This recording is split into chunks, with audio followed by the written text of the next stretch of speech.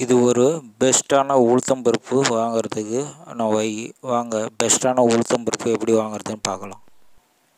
இது ஒரு காட்டில் விளைஞ்ச உளுந்து பார்த்திங்கன்னா, இந்த உளுந்தை நான் பார்த்திங்கன்னா 90 ரூபா கொடுத்து வாங்கிட்டு வந்து உடைக்கிறதுக்கு பார்த்திங்கன்னா 20 ரூபா கொடுத்தேன். ஒரு கிலோவுக்கு 4 ரூபா. பார்த்திங்கன்னா ஒரு கிலோ உளுந்து வந்து 90 ரூபா உடைக்காத உளுந்து.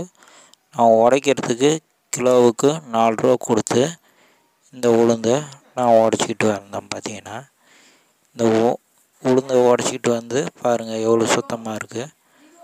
இது என்ன ரேட் போகணும் நீங்களே கமெண்ட் பண்ணுங்கள்.